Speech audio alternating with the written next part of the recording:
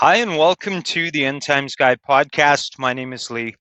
Honored and absolutely thrilled to have you along with me this morning. Big news. It's labeled Culture War 2020.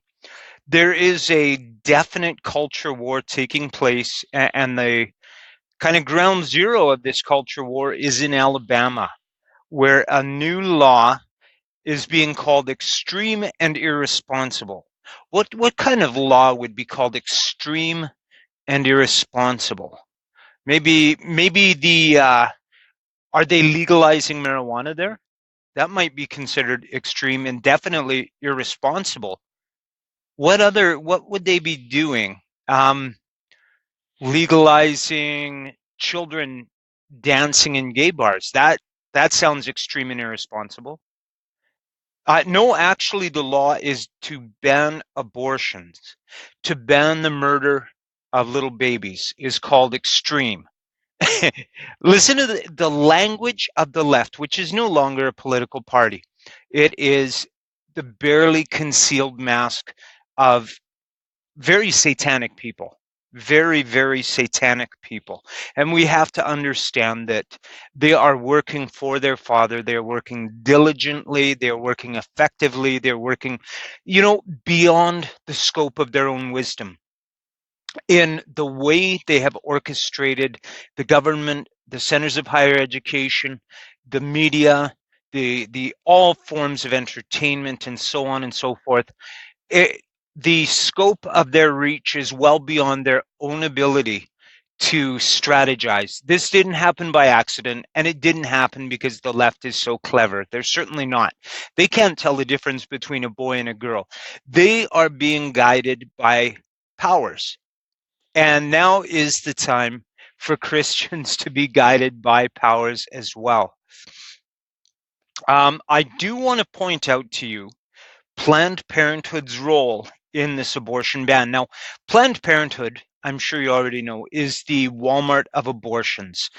The founder was Margaret Sanger, and she believed in eugenics as I believe it was Nietzsche, the philosopher, inspired this eugenics where you weed out bad DNA in order to refine the evolution process in humanity. We'll get better humans by getting rid of the bad DNA.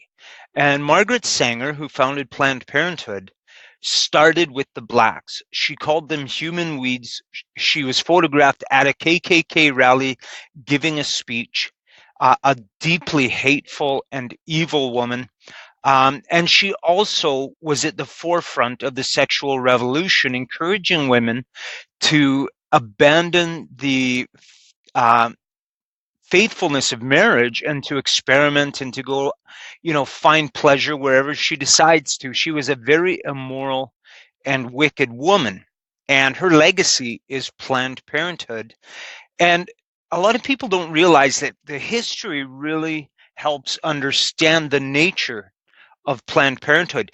Her clinics were opened up primarily in poor black neighborhoods, and her goal was to reduce the number of blacks, which she called, in her own words, human weeds and reckless breeders.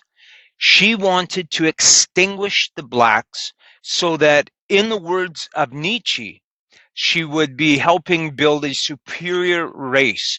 Nietzsche looked forward to it was called an Ubermensch, a Superman, which he dreamed that if we could eliminate inferior DNA, humanity would evolve into a Superman of incredible stature and wisdom and capability, etc.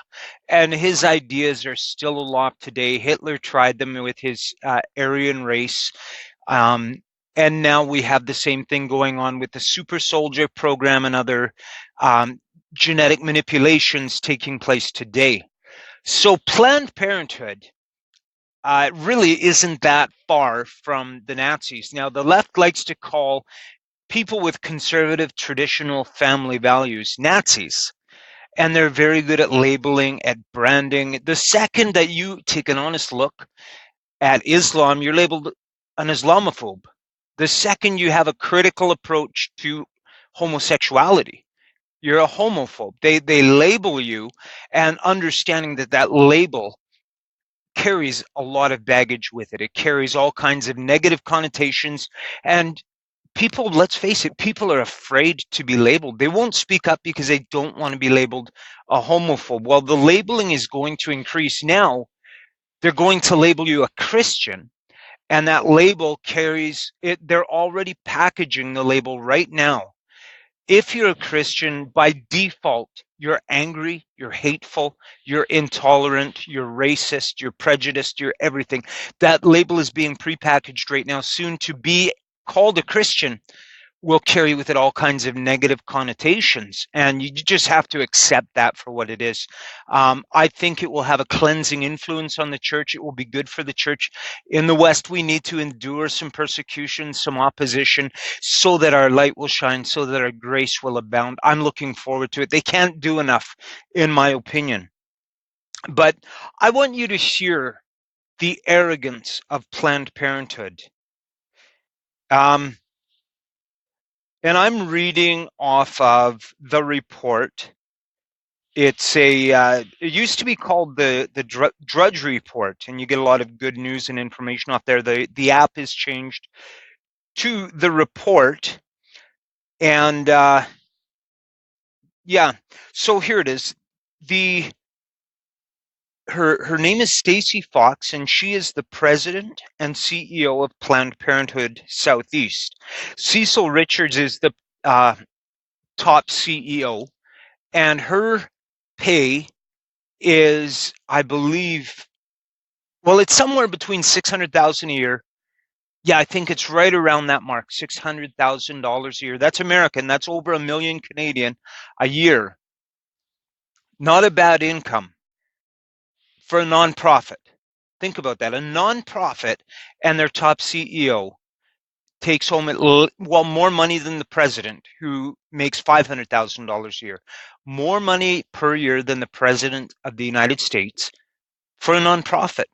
That doesn't add up, does it? And the top execs at Planned Parenthood all pull in over $300,000 a year for a salary. That is amazing, amazing money. Doctors are paid cash for every single abortion. So Planned Parenthood, they claim to provide many services, but that's just not true. I believe the actual amount of services they provide, aside from abortion, is less than 1%, something like that. It's very, very, it's ridiculous. It's a token gesture is all it is. And I'm sure that's in the way of handing out leaflets to the Girl Guides, condoms to the schools, only to get their industry more business. Now, you have to understand that Planned Parenthood is an industry. It's a business that's making an awful lot of money. They're opening super centers, massive abortion facilities. Their vision, listen, I run my own little business as a truck driver. I lease my truck. I have my own business, and I work hard and push hard to get more business. You see, if I relax, I can do 3 loads in a week. But if I push hard, I can do 4 or 5. Now, 2 of those loads I do cover my expenses. And then after that, I start to make profit for myself. So guess what? I don't do 3 loads a week. I do 4. And if possible, 5 loads puts a smile on my face. Everyone who owns a business thinks this way. Go hard, make money. And now listen, I want to clarify, I'm not greedy. I don't dream of owning fancy stuff. I am absolutely thrilled that God put me in this position that I can earn money to give overseas and bless my brothers and sisters in Christ who are suffering right now. It's not me, it's God's ministry. And if I try and take that money and spend it selfishly, then man, it's like I'm robbing God. He's the one that orchestrated this situation and put me in this place. I'm blessed. I have the easiest job in the world. I'm a paid tourist, and having a significant impact on the suffering overseas. It's a blessing upon a blessing. I'm very thankful to be here. So when I talk about pushing hard to make money, it's not so that I can have fancy things. I'm blessed and I lack nothing. I have a very comfy bed. I never go without a meal. I'm blessed beyond all measure, but I'm not using that money for greed or personal gain. Um, but that's the way business owners think. It's stupid to not work hard or push to make more money. And Planned Parenthood is no different. They want bigger centers, they want a more positive culture towards abortion. And right now, Planned Parenthood is struggling because there is change. There's a wave of change rolling, and it's beginning in the southern United States. But the activist mommy Elizabeth Johnson and the ex Planned Parenthood worker, oh, what's her name? Um, I'll remember it later. They're having a tremendous influence on the culture and causing people to stop and consider and revisit abortion as a society. And you and I understand abortions clinics are the high places where the children's blood is being offered. The life is in the blood, and the blood is being spilled on these altars called, you know what? Satan doesn't care if he wears the mask of Molech, the mask of Baphomet, or the mask of a surgeon. It doesn't matter what the mask is. The end result is he wants innocent blood. And Planned Parenthood is facilitating that very nicely for him. So I want to share with you the arrogance of Planned Parenthood, kind of the main religion for offering blood to Satan. This is the words of Stacy Fox, the president and CEO of Planned Parenthood Southeast. We haven't lost a case in Alabama yet, and we don't plan to start now. We will see Governor Ivey in court. So she is the CEO. She is the businesswoman behind Planned Parenthood. And the arrogance of this woman. She is so confident, so smug in maintaining her industry, maintaining her status quo of murdering infants left, right, and center, just an absolute mill. Maybe you've seen the black and white footage of the Holocaust, of Nazis heaping stacks upon stacks of bodies into a pit, into a ditch, dozers pushing dirt over top of them. They weren't treated like humans at all, just refuse.